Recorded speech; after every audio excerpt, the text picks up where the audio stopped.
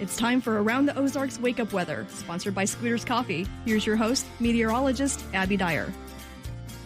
Good morning, everybody. Welcome to your Monday. It is November 6th, and I got to apologize. My voice not sounding quite right. I am dealing with the November yuck that often happens every year. You know, we get one cold snap, and then everybody starts to get all the illness. So I'll keep it short today. And the good news is that the weather is going to cooperate to be a short forecast because things are really nice to kick off the work week. We have temperatures this morning in the mid 50s. It is nice and mild out there early on today, and we are going to be warming it up really nicely for the first half of the week. In fact, I'm not sure we break any record highs, but we're going to get close to some record high temperatures. Today, 74 degrees for the afternoon high after a low that's starting out in the 50s. No frost or freeze headlines in the forecast this week. Of course, we had all that really cold weather that ended the growing season last week. Now we are dealing with much warmer conditions for the first full week of the month of November. It's a warming trend. That's what's in the headline. 74 today. And even though we're going to see those nice warm temperatures, I have a good deal of cloud cover around in the forecast. South breeze is going to stick around, and we are talking near record highs for the early part of this work week. Today, tomorrow, and Wednesday are all going to be above average in the temperature department. The weather setup, it's showing that this frontal boundary is going to be north of our area, and we are talking about being on the warm side of this system. Really, what we call zonal flow is happening through the central United States, and that's keeping our weather pattern pretty tranquil for us for the start of the new work week. A cold front is on the way, though. This arrives on Wednesday night. It's going to bring us a chance for rain. I should say some showers. It's not looking like a ton of rain heading our way this week, but some shower chances in the forecast late in the day on Wednesday with a cold front. The cold front will have a big effect, though, on temperatures. So the temps that are going to be in the 70s today, upper 70s tomorrow, close to 80 by Wednesday, they're going to be a thing of the past come Thursday and Friday. Much, much cooler weather with 50s for highs again by Thursday. So if you love the warm weather, enjoy it today, tomorrow, and Wednesday. Like I said, I think we'll be flirting with that 80-degree point as early as Wednesday of this week. Numbers are going to be very comfortable. And around the country, what I'm seeing is this big trough bringing unsettled weather in the forecast to the Pacific Northwest as well as the Rockies. And then we're getting this, what I said, is zonal flow. It's kind of flat. It means the jet stream's not really amplified through the center part of the country. It's not going to be steering any major storm systems through for us. So we are going to see our conditions stay pretty mild here in the coming days.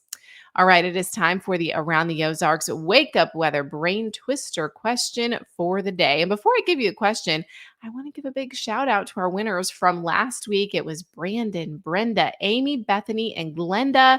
All 5 of those winning $20 gift cards to Scooters Coffee. So thank you, Scooters, and congratulations to our winners. I hope that you are starting off the work week right with a nice cup of Scooters Coffee, maybe a breakfast burrito. Love those. All right, here is the brain twister question that I left you with late last week. The president lives in the White House, but where does the vice president of the United States live? And the options were A, the United States Naval Observatory, B, Capitol Lane, C, the United States Air Force Observatory, or D, Capitol Square. If you answered A, you are correct. The United States Naval Observatory, there's a home on the grounds that was refurbished, and for many, many years now, it has housed the Vice President of the United States. Historically, the Vice President would just live in their own residence, and then the government would pay to secure that property, but the cost of doing that just got higher and higher over the years. So finally, in 1974, Congress agreed to refurbish a house that was at the Naval Observatory for a home for the vice president. It sat there for a few years before any vice president actually lived there. And then, let's see, who was the first one? Nelson Rockefeller only used it for entertaining when he had the vice presidency. And then Walter Mondale was the first vice president to move into the home. It has since, though, been used by the families of the vice presidents Bush, Gore, Cheney, Biden, and Pence. Now you know. By the way, the Naval Observatory has continued to operate even though the family of the vice president lives on the ground. Scientists still use that space to observe the sun, the moon, planets, and select stars, and measure for time and precisely publish astronomical data needed for accurate navigation. So, kind of interesting. Vice president lives at the United States Naval Observatory, while the president, of course, lives in the White House. All right, here is your wake up weather brain twister question for tomorrow. The phrase through thick and thin means through good times and bad, but it was used as part of a longer phrase that was specific to which type of event?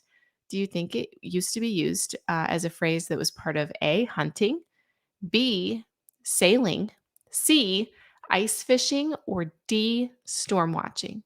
Through thick and thin.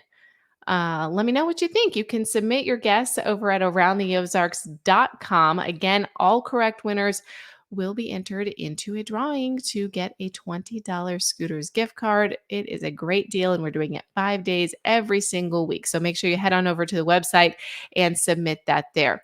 Also, while you're on the website, just a little reminder, a free way to support our show is by leaving a 5-star rating and review on whatever your favorite podcasting platform is. So you can find this on Apple or Spotify. It's a chance to tell us what you like about the show, and it helps other people discover it too. So I would sure appreciate a rating and review. And of course, if you have any feedback for me, you're always welcome to write me.